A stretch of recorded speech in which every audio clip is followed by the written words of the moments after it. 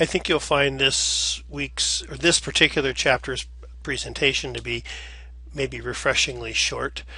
This chapter discusses the social work process and the importance of developing a positive and cooperative helping relationship with your client. Social workers, as a tradition, use a series of steps or processes to help their clients resolve their problems. This includes things like collecting information about the client, and it's referred to here as the assessment, developing plans for changes that are necessary or to address problems that are being experienced by the client in various settings. That's the treatment plan or the case plan or the treatment or intervention contract.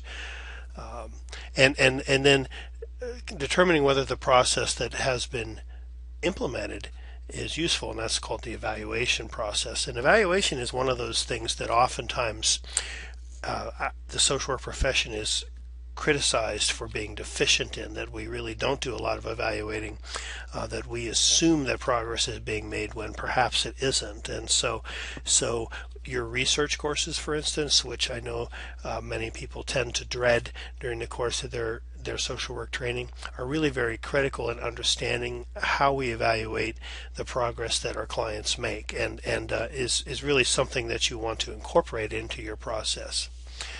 So the helping relationship is one of those things and ignore this. If you see this keep popping up, I don't know what this is all about, but I'm getting it this week. So hopefully we won't see this again.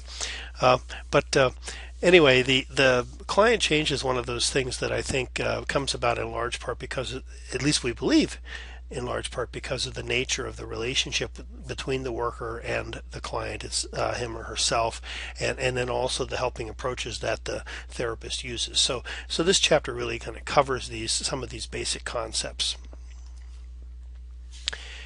You'll remember from a previous lecture we talked about one of the distinguishing characteristics of the social work profession is the concept of the person and environment, sometimes referred to as PIE in textbooks, but a pie would not be a good visualization to explain this by any means.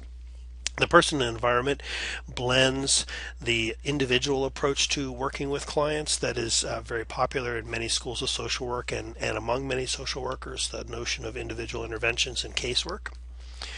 And it blends that type of work in with what perhaps could be considered the other branch of social work, which is the system change community organizing activist branch, which looks at changing the environment that the client lives in, whether it be the government, the law, the society, the family, the community, however that might be.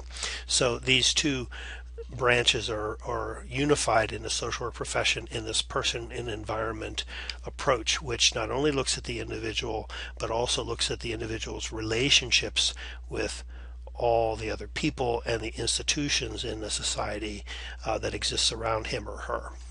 This allows us to view clients then while understanding the effects of such thing as the client's culture and how society views the minority group that the client exists in or lives in, is a member of, I should say, one's social class.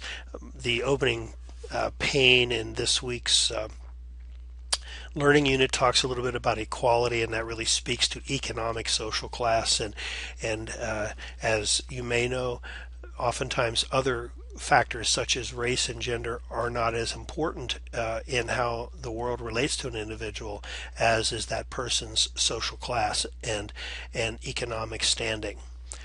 Other factors like race, gender, age, sexual orientation, all those other kinds of things are also taken into account in the person and environment approach. So we have to really look at our clients within the context of the environment in which they live, because this environment opens doors to them, shuts doors in their faces, gives them opportunity or denies them access to opportunity, and certainly affects how a client views self, others, and thoughts and feelings and those kinds of things.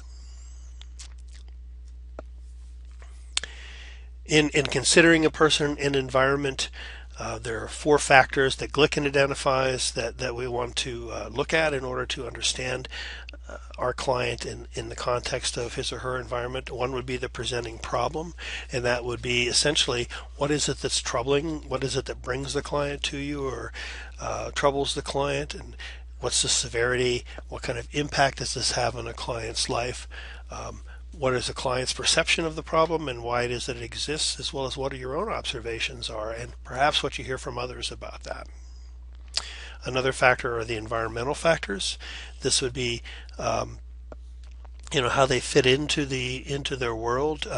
What are the things in their environment? And when we say the environment, of course, we're talking about their family life, their schooling, the legal system, perhaps church, all those other kinds of things. Not necessarily the ecology involving trees in the atmosphere here, but the social environment, and how are those factors positively or negatively affecting the client, and what changes need to be made there to empower the client and enable him or her to function better in the world and to participate more effectively in the world. We want to look at health issues. This is one thing that is very, very important, and is a lot of times when things aren't going well for a client, and we as social scientists, let's say, we begin to look in the area of behavioral problems and emotional problems and relationship issues, because that's kind of what we do. But really, one of the first things we should look at is whether or not there are physical issues related to these problems, and that we haven't really even assessed or noticed. A good physical sometimes can answer a lot of questions for a client that might have something to do with some of the problems that are impacting that person at the time. So that's something always to keep in mind. And mental health issues are the other thing, and a lot of individuals are troubled by whether they be psychiatric type problems or substance abuse problems, severe relationship issues, those kinds of things. So all of these kinds of factors are taken in and considered when we look at the person and environment model.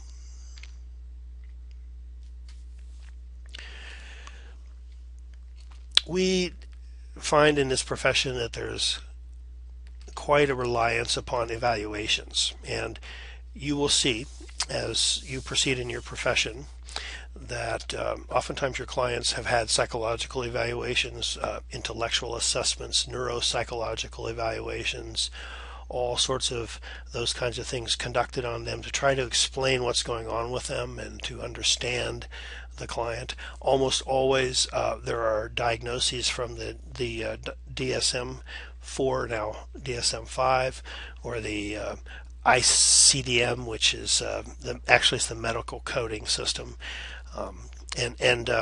these diagnoses, of course, identify labels for the client, which we'll talk about here in a second. But really what we want to try to do is to try to avoid using labels. And so one of the things in the field that we do is to do a psychosocial assessment that looks at the individual factors that are going on, so to speak, inside the client, those psychological and issues and things like that, but also looking at the social environment as well. So it isn't simply an evaluation of the person, but it's the evaluation of the person in that person's environment, the psychosocial assessment.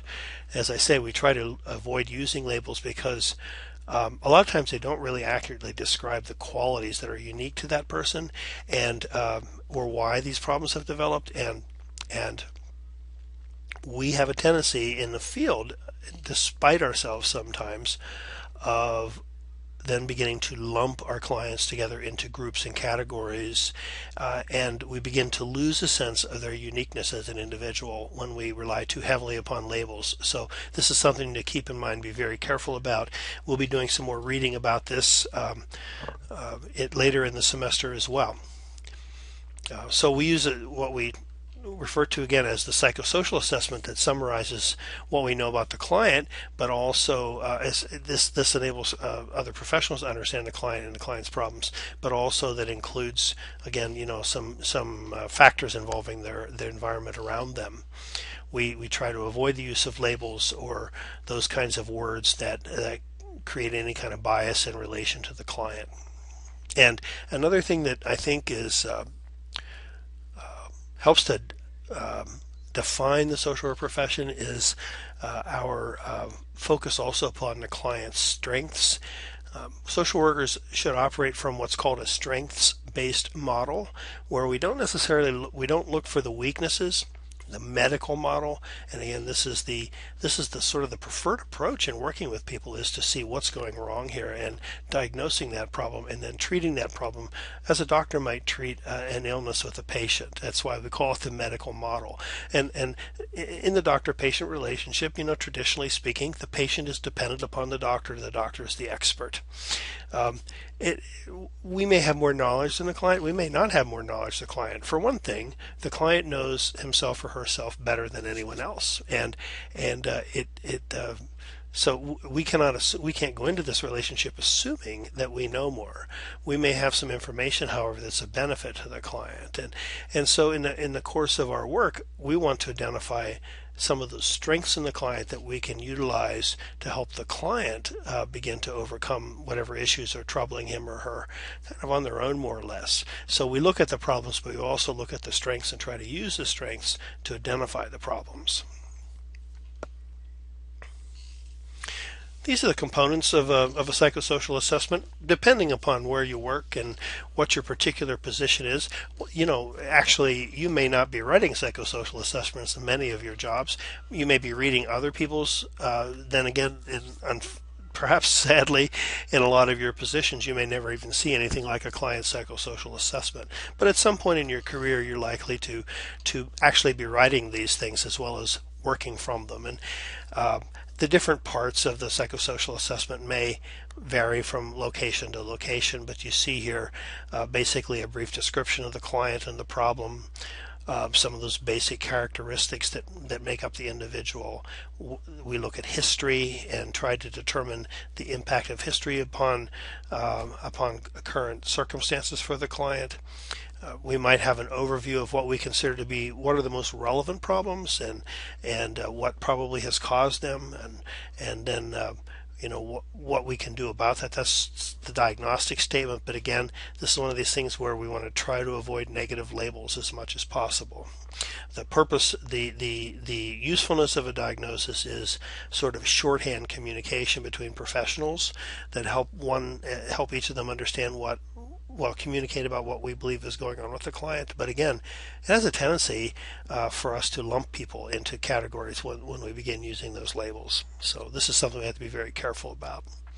We have a treatment plan developed, which is a contract really between you and the client that establishes what it is that our intervention is intended to do and how we're going to know it's been achieved. That's the evaluation piece, and I really don't see that in here, but I think the evaluation is a part of the treatment plan. You have to go back and see what progress has been made, and a treatment plan or a treatment contract or a case plan, whatever you want to call it in your setting, should be a dynamic document that changes as time goes on.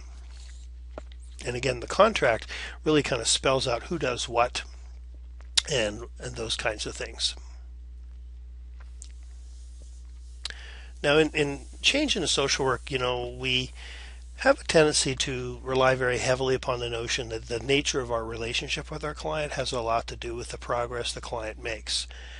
There's a lot of debate about that, and this is going to talk a little bit about that, but the concept of the therapeutic relationship, in my mind, is critical and is key to understanding how change occurs and how a worker helps that change to occur. Most workers believe that the quality of the client-worker relationship is the key to whether clients resolve their problems. One person here that's quoted said that the worker-client relationship is the medium which is offered to people in trouble and through which they are given an opportunity to make choices. The key elements of the helping relationship include things like mutuality, that is, there's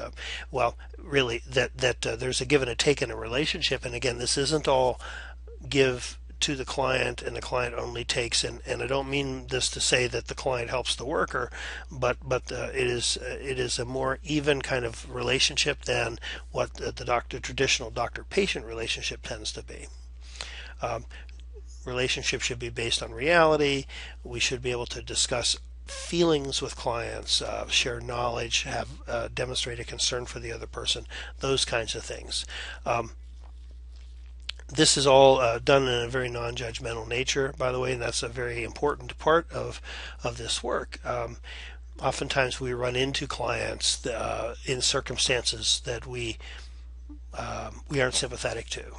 Let's say, for instance, some people have some kind of hang-ups, about people that have been on public assistance for a long time, for instance, or some people may be very resentful of individuals who are key and heavily into authority. Others might have very, very negative feelings towards abusers and molesters and those kinds of things. And yet all of these individuals could wind up becoming our clients. And so regardless of whatever our own values or beliefs may be, we have to be able to work with all of these individuals from a non-judgmental stance.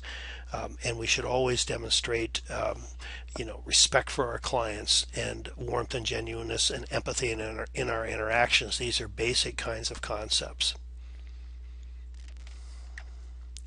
And in our therapeutic relationship, both people have to have a sense that there's something the worker has that is useful to the client, and that the worker is competent, and that the client can change. So how do we evaluate the effectiveness of our interventions? There are a lot of different ways of going about that. There are evaluation techniques that involve individual assessment, versus larger things that involve testing and things like that. But researchers have really kind of identified some guidelines to show whether it's our work that causes the change or not. And here's a list of some of those things. What were the behaviors at the beginning? What are the history in the past? Has there been change or not without the intervention? Are there other people who can identify that your intervention, the social worker's intervention, made any difference? There might be some testing that can show differences, and whether it be psychological, statistical, or whatever. Client can tell you, other professionals can tell you, other people in that client's life. All these kinds of things may be included in evaluating our effectiveness. But again, your research course is going to help you, I think, understand how you begin to do that. And there are some empirical practices, as they say, that allow us to evaluate client change from the beginning and end of our relationship if we decide to use those practices.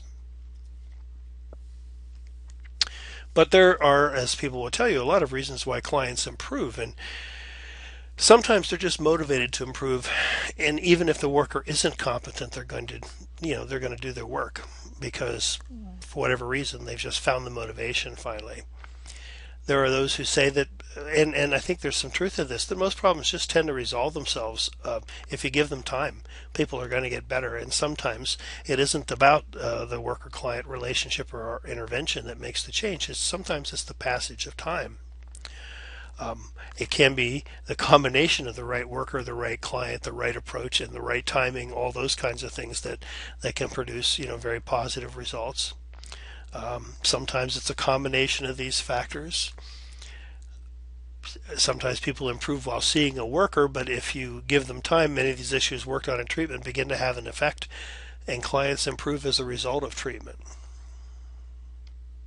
So what that is saying is basically that, the passage of time and the things you're doing in those sessions have an impact, and clients change. And one of the things that I have come to learn over the years, and I tell the workers that I supervise on a daily basis, that particularly in this day and age with a focus upon short-term interventions, we don't often have clients for years for a number of different factors. That unfortunately, one of the factors is worker turnover. As individuals, we tend to move on from one job to another, and that's not always good for our clients or the agencies, or for that matter for ourselves.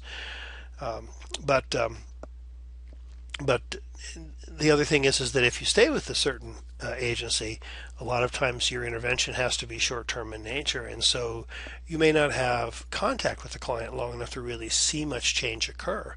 But what happens a lot of times is things that you have said or done with the client while you're working with them, it may be years later, and things kind of fall in place and change happens. And so you're not always going to know when your clients improve because of your intervention. And it's still important to evaluate those things and to look for signs of change and improvement, but also understand that sometimes that improvement happens after your relationship has ended. Medication can have an impact. I'm not a big proponent of medication in most cases, but actually sometimes it's very important in a treatment course, and that's something we'll touch on later in the semester. People just recover sometimes for reasons we can't explain. Things in their lives change, whatever, the things that cause pain go away, whatever it might be. Maybe just that they have those resilient qualities in the individual that enables them to change and to learn to cope with traumas and stressors. We get better. A crisis, they say the Chinese symbol for crisis is it's the same symbol for danger and opportunity, that a danger presents itself, but there's an opportunity to grow because of that danger. And sometimes we move to higher levels of coping skills. We develop more abilities and things like this as we confront our problems. And this could be one of the reasons why people change as well. So this is very, in a sense, it's kind of all confusing because we really say you need to evaluate for change, and yet there's a lot of reasons why people might change that, some of which have to do with you, some of which don't. I think that I always like to visualize this as the client walking a path in their life, and for a period of time as a helping agent, we share that path with them, but we don't walk that path for the rest of their life. It's their path, and they move forward, and really they decide where their path goes. But while we're with them, we may have some impact on how they proceed.